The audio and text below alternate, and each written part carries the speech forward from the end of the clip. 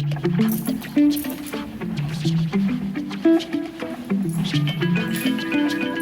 guys, my name is Mpumi, but you can call me Pretty Face. Welcome to yet another episode of the Spoiler Alert podcast, which is an entryway to a pulse and rhythm music show. We are A&R Reps who work independently, partnering with artists and corporate brands. We also offer the physical basics for the work in the field of performing arts. Hi guys, my name is Mpumi and today I'm chilling with Englibeth. By the way, you have a weird name too. Where does this name come from? Like, is it a stage name or it's your real name? Englibeth is actually my government name, as they would say. You know, it's my the name that my parents gave me. It's coming from my uncle. I have an uncle with a similar name, and as well as my granddad. You know, so there's just a little bit of a difference in spelling, but the intention was for me to have the same name as them, and maybe the hospital just made a little error, you know. But that's my name, you know. And originally, I think my granddad might have gotten it from the missionaries, whatever. Yes. So where are you based? I'm actually based in Centurion, you know, because I think Centurion is, you know, you are in Joburg as well as Pretoria at the same time if you want. So, you know, you can find me chilling in Centurion. That's what I do. Oh, okay. Yes. So can you please tell us about your latest single? Keyboard Warrior. Okay, yes, Keyboard Warrior. So I have it with MT, right? So it's just one of those things that we were looking who is the talented homie that we can work with, you know. Yes. And with my team, we just thought, I mean, MT is a talented dude, you know, and I was actually living close to where he stays, so it was an easy conversation. And it's obviously it's a remix because we saw what the song is capable of doing. So in terms of going to the next level, it made sense to include MT, you know. But you know, as you know, hip hop it's a story of going against the odds, you know. So lately you have to go against the odds in terms of online haters, you know. That's what keyboard warrior actually means, you know, because it's easy for a person to just type negative stuff online. They can hate somebody, you know, because of the comments that they pass or whatever message, you know. So I'm just telling people that, you know what, we ain't gonna listen to these people. We're gonna go ahead and do whatever we wanna do. It is what it is, you know. So. Okay. So is it for you? Is it a beef or with someone, or you just? Of course, I have to beef with people with the wrong intentions. You know, I have to stand my ground, whether that's called beef or whatever. You know, I have to stand my ground because remember, there is a lot of bullying going on. You know, from I don't know what reasons people actually bully other people for, but because now it's easy for somebody to just bully because you can just easily type something, you send it through. Then somebody, you had somebody, you know. Yes. So I have to have a beef with those people because they're gonna destroy a lot of spirits and people's spirits, you know. And you have to develop some thick skin, you know. I talk about, you know, the fact that you have to grow a thick skin in this world if you want to try and survive. Yeah. That's what's up. Okay, so what or who inspired you? In general. Yeah, in general, like in your music career, you're into hip hop, right? Yes. So into this hip hop industry, like what inspired you to be like who you are today? I think, firstly, honestly, I inspire myself, you know, Yes. because I really don't think that there's anybody who is that mega talented in everything music-wise that I have to ultimately look up to, you know, because somebody's good is a top rapper, but doesn't mean that they're a good producer, you know, or a mix engineer or whatever. You see, if somebody's good at rapping, you know, I like that, and they good bars, whatever it is. If somebody's good at beats, you know, I have to recognize that. You see, so but ultimately, I mean, I have to say I inspire myself. I mean, why would I have to have someone that I look up to? I mean, you know, that's a huge spot to put someone in. Okay. Yes. Interesting. So I'd like to know how did you discover your passion for music? How did you discover your passion for this hip hop music? Hey, this one goes back because my mom tells me that, you know, I've always had a keen interest as it relates to music.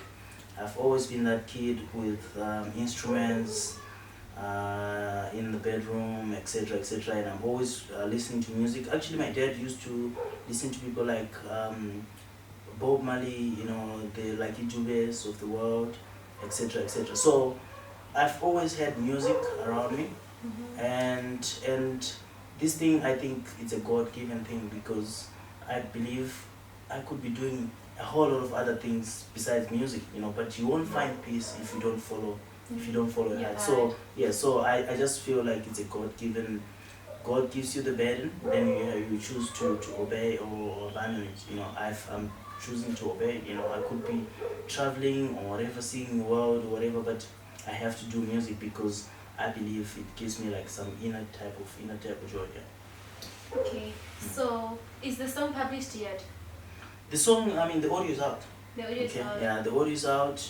We just doing some rounds on social media. Having fun, doing dance challenges, meeting a whole lot of people, etc., etc. Doing performances, etc. Okay, so is the music video? The music video is gonna come out in 4 weeks. Okay. Yes, So we're waiting for the best. I would say that, like my team, as it relates to things like music video, we go all out. If you check my music videos online, you'll see that, there's a different touch. We put a lot of detail and we try to think. So on this one, kudos to my team, because we had the best locations, the best people, top people working on it, so the confidence is very much up the roof, yeah. Okay, can you share the inspiration behind the one of your most popular songs? The inspiration, for me, I just think that the fact that I don't like when people pull other people down, that's enough to create a fire, in your heart, to say that, I have to do something about it, I have to go against the odds, I have to fight, etc., etc. That's the biggest inspiration, besides maybe what you also wanna achieve. Yeah, for me, that's the inspiration, and also the fact that I want to make a difference in the South African, in the world, the music industry, because as you can see right now, we had a lot of people who just, I don't know what they were doing now. Hip hop, it looks like hip hop things are not working, because a whole lot of people, started promoting the wrong music and stuff like that. Music that doesn't compete with anything. It cannot even compete locally, with the likes of Amapiano, etc., etc. And right now, because of that, because people started glorifying PR stuff as opposed to creativity and stuff like that, now it's looking like, something's wrong with hip hop, So you actually want to take hip hop to the next level, the upper level of modern piano, because now you're saying piano and hip hop, it's like you're comparing the two. No, Amapiano, did a good thing, in my view, to change how the music business was, because previously people used to just do the traditional distribution, but now we've got dance challenges. People are on the streets. People, it's there's a direct contact between the artist, and the fans.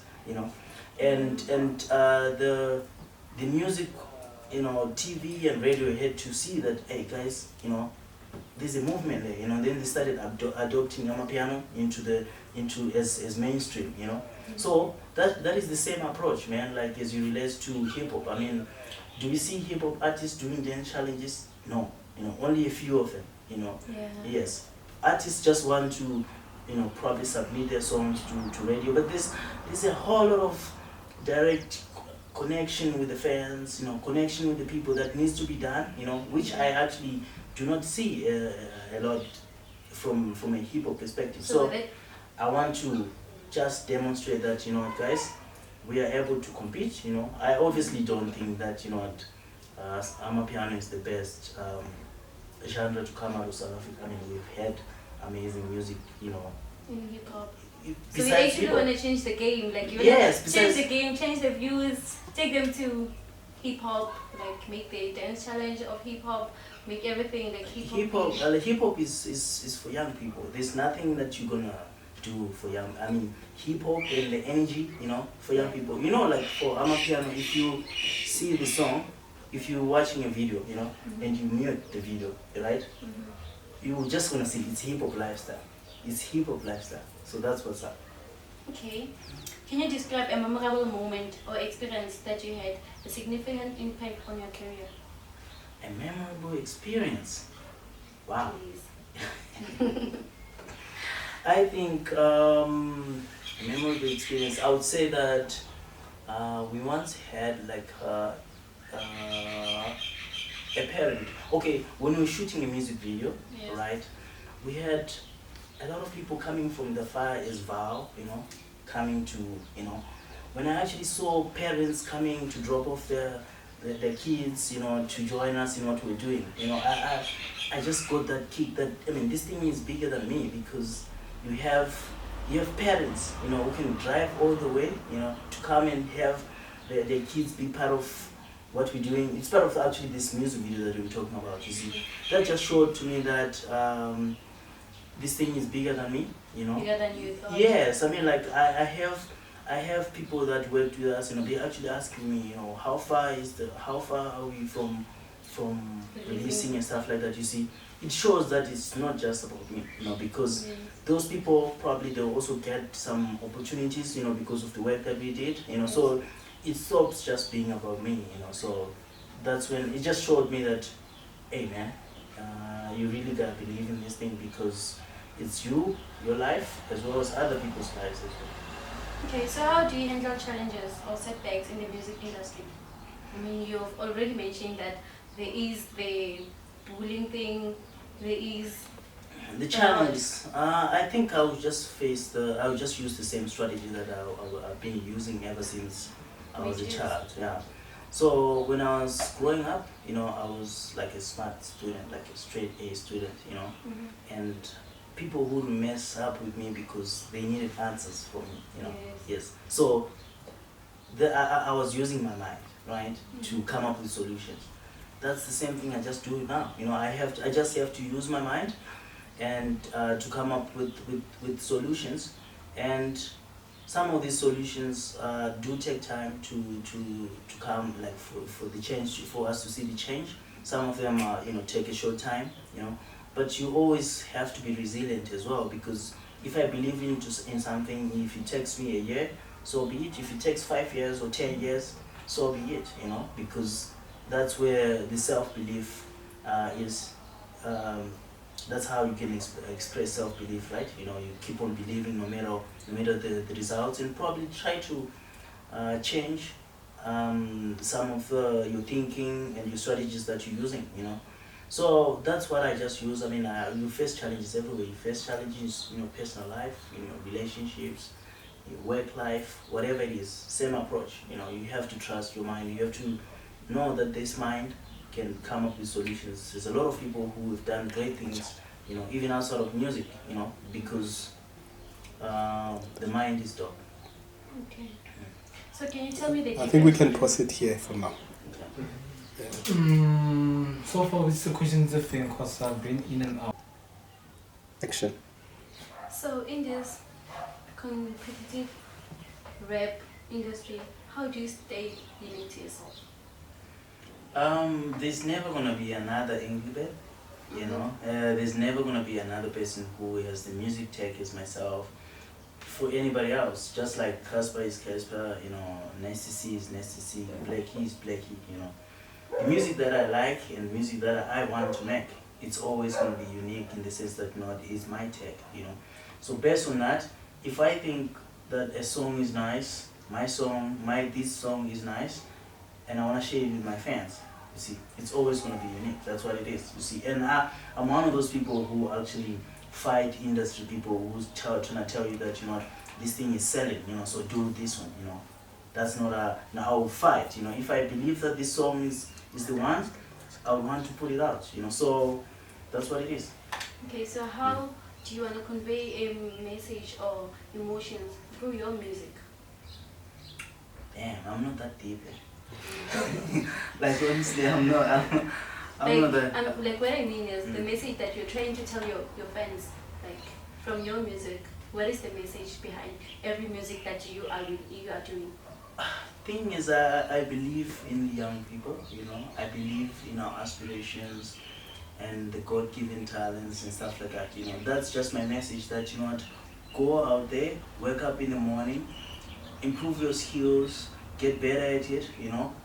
Eventually you're gonna beat everyone at being yourself. And if you present the best version of yourself to the world, or the best version of your art, the best version of your mind, whatever it is, you're always gonna then you have to learn how to then also make money out of it, or earn a living out of it, and create a career out of it.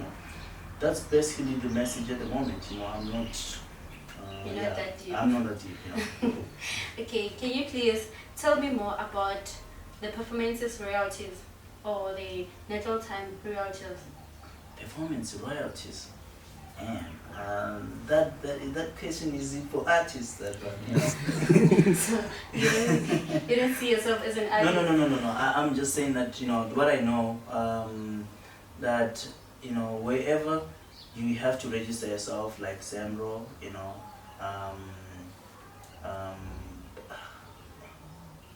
I'm forgetting the other associations that you need to register yourself. I've already It's registered. Sambra. Yeah. Sambra, right? Yeah, you can Sambra Capasso. Capasso, you see, I've already registered all of them myself in It's my Risa. company. And Risa, yeah, so, South Africa. you see. So, in terms of who collects the performance royalties, I think it's Risa who collects the performance royalties. It's Sambra. It's Sambro. Risa monitors and Sambro collects. If I understand the technicalities correct, you see. Because that's how you end up, just signing those funny deals, because we don't understand these terms, yeah. So my guy, are you under a record label? No. So at the moment, what I did, registered a company, and started to run everything under that company. So my approach is just to say that you have to have a double front approach. The things that you can handle yourself and you have the resources to do it, you do it yourself. Yeah. So who handles your affairs? Well, I have a team. I have a team right. that would do for registrations. When I started, I registered certain things myself, like Samro, Risa, Capasso. I registered myself. Yeah. So you advise artists out there or creatives to go independent, not go sign 360 deals and stuff like that? Never. I just think that as an artist, find a house where you can get guidance, and you can sign under someone. And there's a good reason for that, you see. First of all, you're an artist, you're young, you don't know anything, about running a business. You see, a lot of grown people are failing on business and retrying. If you can do it, that's fine. But you can, just like if you wanna play soccer, then you wanna start your own company like Orlando Pirates. That's the same way I view it. You need to be housed under something, because there is a lot of responsibility that needs to be done for you to even the marketing itself. Just one person doing it, it's impossible. So go big or go home, because yes. You can't. In publishing, you need someone who's a legal advisor, right? You need your beat licensing, your publishing contracts, your deed of assignments and stuff like that. Someone can read that to you so that you can understand those terms. Absolutely. So if I'm a creative and I can't find myself a legal representative because I can't pay for one, what do you suggest that I do? You have to do your research. Doing your research, that's the whole point of going to school and learning how to comprehend and stuff like that. As long as you have a reasonable level of comprehension, you can always start somewhere. The help will come at each different stage of your career, because you can't only start full-blown now, you can afford big lawyers. You see, there's a big contract that you might need a big lawyer, But companies, you always start from wherever you are and you scale up. to scale up. Okay, now that we spoke about Sambra, Samro, and people know to go, how to do things when they need to go to those institutions, or how to go about music right now, how about you let us into your world, like a bit Yes. into your world as a creative, like As a creative. what's a typical day for you? Like, do you wake up and go to work like 9 to 5 like other kids, or do you wake up and say, hey, I'm going to the studio, I'm going to produce something massive? And yeah. So I listened to Oskido, he said that, artists, you need a regular job, so I actually did all those things. I went to university, I qualified in record time, have a full-time job, where I'm actually, at a young age, I'm already able to managerial level and stuff like that. I'm pushing my things. But then you have to do music, and all of that starts after hours. Most of music stuff after hours, weekends, when you're not working, True. So yes, I True. have to have that front. That's why I actually, when I'm learning the music stuff, and I'm just realizing, man, it must be very, very difficult for a young person who doesn't know anything, to comprehend this. Who doesn't have a capital. Yes, capital. That's another one. I love what you said, because most artists, they don't know that you get a lump sum, right? You're not signed to any record label, like you said. You don't have a permanent job, like where you sign something. You don't have a fixed income, for an example. So they don't know that you need to pay yourself that income. For instance, if you got a lump sum, so that you can survive, not just chow the money, all of the money. It's actually a loan. For the most part, it's a loan. Yes, Yeah. Most artists don't know that though. Yeah, that's the unfortunate part. That's why I just think that I don't know what can be done to cater for that, whose responsibility it is, because ultimately a person, you're responsible for educating yourself, but perhaps it can be done, probably, I don't know, Samro level, or whoever, any of those organizations who can try to teach the young people, because we always hear stories 5 years down the contract, somebody coming and crying out, you see. But at the end of the day, it is what it is. It's part of learning and growing up. Okay, can I interject once again?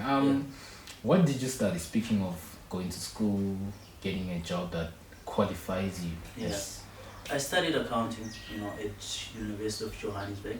Wow. Yes, and I actually did my undergrad, my postgrad, did my training, etc., etc. So I got to work with different industries, different companies, different industries. At the end of the day, business is the framework is the same. You need capital. You need resources. You need the market. Same thing with music. So at the end of the day, it's either you learn those things without any guidance at all. But you can always reach out to guidance. I mean, there's a lot of community people, community leaders, business people who can mentor people, etc., etc. So that's what I studied, accounting. So, do you think a musician needs education, or the dropout route is the one that works for everyone? I think you need education. And education, I'm not talking about qualification. I'm talking about the ability to teach yourself concepts and break down concepts, because most of these concepts are actually difficult. People go to school and spend a whole semester learning about a specific, aspect, But if you go the dropout route, at the end of the day, I feel like you could risk yourself mental health issues, because there is a lot of, you can't put yourself in a desperate position and think you're gonna come out the same. Very few people come out the same. When you come up with mental issues, you come out with a lot of anxieties. Once you have anxiety, I mean, you almost only top professionals can help you. So I've known that I want to be a musician even when I was in high school, But I thought, like, I never doubted myself. I never thought I'm gonna go to varsity and start music, No, I knew that I wanted to do accounting, and use my resources to finance myself, because raising capital is one of the most complicated problems that we have in Africa. It's a complicated thing because you see somebody selling whatever they're selling alongside the road, and they have a little structure that they're selling, that same structure is the same thing as Pick and Pay or Check. You know, the difference is capital and resources. Yeah, you know, I'm more interested in you as an artist. There are many raps, you know, there's underground, there's trap, there's all this type of hip hops that are coming out. Now, what is your niche in the hip hop industry? I think I'm very much want to say I'm the commercialized hip hop, you know, meaning whatever genre of hip hop that's leading at that point, you know, I'm able to transform myself into that, because the more I'm listening to that new type of new hip hop, you know, I'm then wired to also create that type of music, you know. Or even better yet, you still use the modern instruments and modern setups, you know, so you're still gonna sound very much modern, you know. So if you listen to Keyboard Warrior, you find that it is an element of trap in it, you know.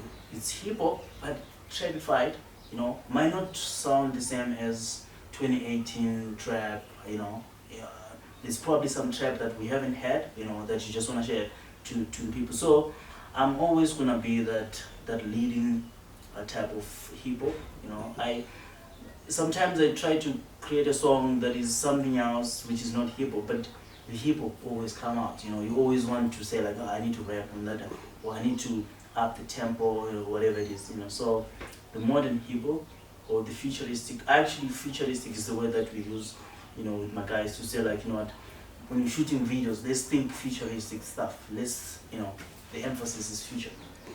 Yeah, this might be a bit awkward, Yeah. but for you now, who's your top 5 in SA hip hop? In SA hip hop, I think I like Master C, right? Is Blakey hip hop? Yeah. Easy. Yeah. Okay. I like Blakey's vocals, right? Obviously, I had to work with MT for a reason. You know, I like the guy. You know, we actually had an opportunity to go out and, you know, after working and stuff like that. Hey man, the other guys, I just think that obviously it's PR. You know, like, you know, I like the art. You know, I like the art. Even if the song didn't do too much, the fact that it sounds good, you know, it's energetic and whatever, or it's doing whatever it's intended to do, I would like it. You know. What else can I say? We are left with 2. Yo, last year I listened to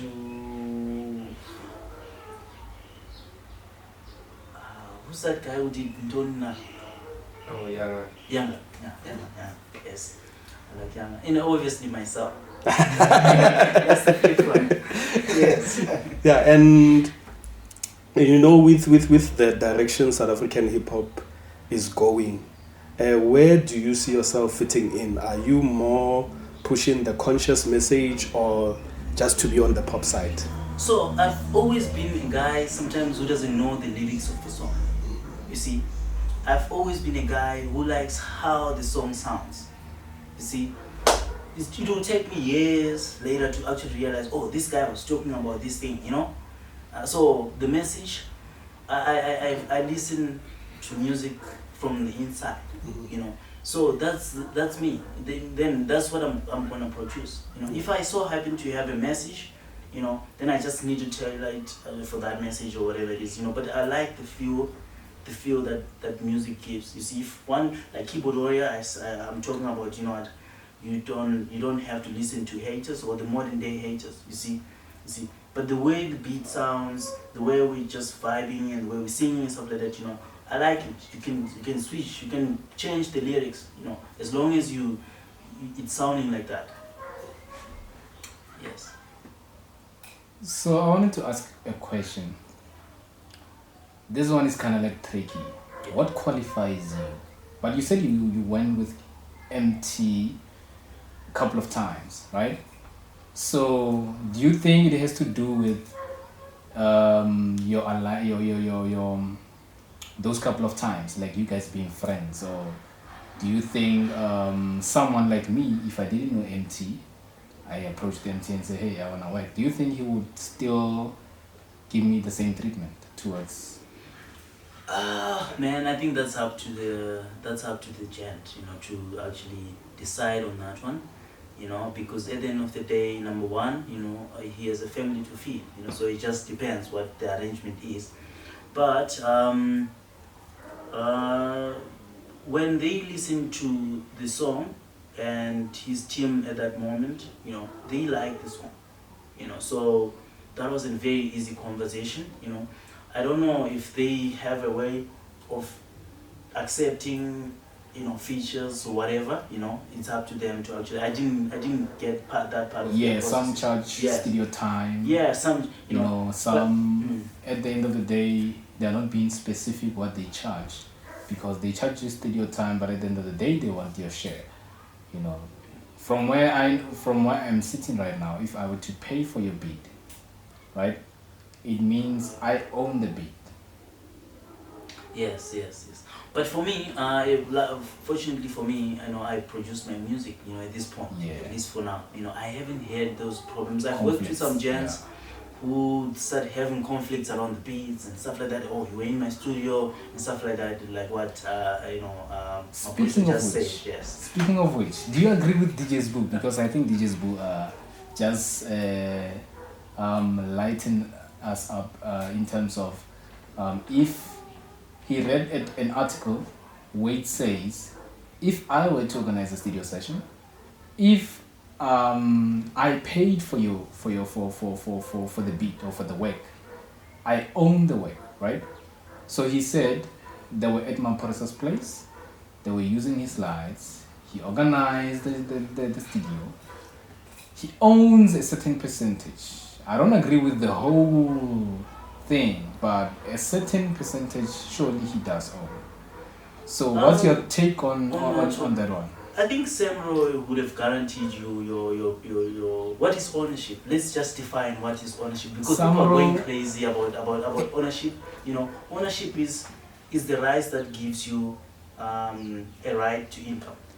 Let's talk about publishing. You're publishing it somewhere. Yes. Did you know that you're supposed to get like 66.7% as an artist?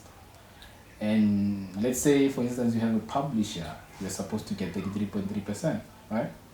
So, according to record labels in this era, and your experiences or rumors that you've had with record labels and artists, do you think, isn't it vice versa? Guys, let's talk about numbers. Let's just talk numbers, because we have a lot of kids who can make a song, at a local radio, at a local studio, or a home studio. They make a song, and it didn't cost them much to make the song. They use their parents' electricity and whatever, you see. The issue starts coming when you release, when you're doing publishing, when you're trying to distribute your song, because that whole process is expensive. You see, because remember, you can have your song and no one listens to it, because a record label was not there to push it and to put sometimes millions, to push it, So who actually owns the IP, the intellectual property? That's the whole question. Because if we are talking figures, the person who has put in R1 million versus somebody who walked into the studio and recorded, when you talk a person, yes. An individual can own composition copyrights. A record label cannot own your composition copyrights, right? Yes. A record label or a company can own your masters. Whether it be 50% or 100% of your masters, it depends on your agreement. As you and the record label, right? But don't you think those people should sign a split right after the song? Like the problem is when you are recording the song, you don't know how big the song is going to be. Yes, true. Is one of the biggest songs that we have seen with Master KG and Mpumi, right? I'm told that when the song was done, there was no agreement. Only when the song started to do waves, then they're like, what is the understanding? No one knew that it's going to be that big. I don't know. See, so at the end of the day, we have seen gents now who are now clever. They want to put things on paper, and the stuff doesn't go anywhere. That's why then people default to not writing things, because it's only, you don't know when the magic is going to come, you see. So I still stick to the fact that the person who has put the most money, because that's what record label does. They come in, they put a lot of money.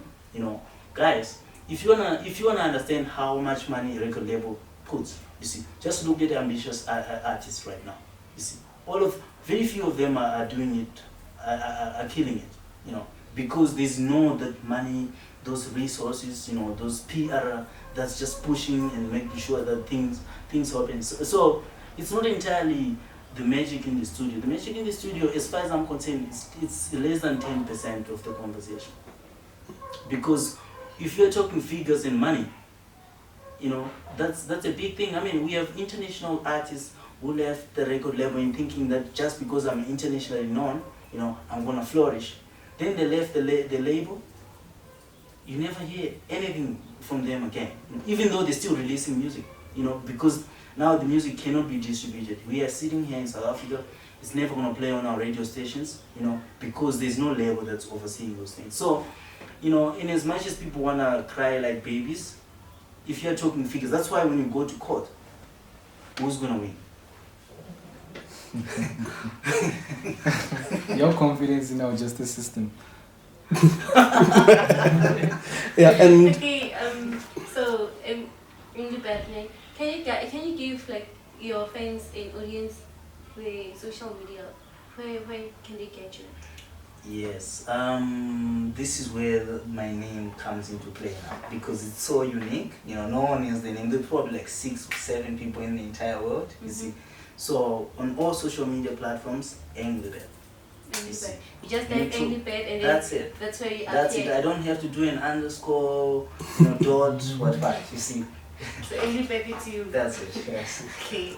And then so far, how has it been for you in the industry? Has it treated you well, or it helped that you had the cushion that you do have an income? It absolutely does help. And not only that, I have a lot of information, a lot of knowledge as it relates to running a business, managing relationships, having a team around, you see. So for me, it's just been a blast. It's a roller coaster, because I love music, so my emotions are always high. I'm always excited. I'm always happy. I'm always meeting new people. That's how I see it. That's why I say that I probably wouldn't find peace, or maybe I'll fall into depression, man, if it's not for music. So on that note, do you see yourself in the next coming years, maybe 5 years from now, like since you have qualifications and you have music on the side, so do you ever see yourself focusing on music only, or like you just gonna do both all the way? I have to say, like, the idea, I have to create my own businesses. You see, in the media section, in the media industry, there's a lot of there's a lot of things that you can do in the media. Remember, South African music, it's from a business and figures perspective, it's very small. There's too many opportunities that you can do. Be it in Africa or South Africa or the world. I mean, we can already see that people are very receptive to South African music, South African artists, you see. So you probably play a little bit of a time being an artist, then you move to the next level, which is executives of something that you create, and also absorb new people, young people, and give them opportunities, etc., etc. But for now, full time, I have to say music. I have to make it work. Because I mean, like, God is on my side. I mean, what's gonna happen? I have to make it work.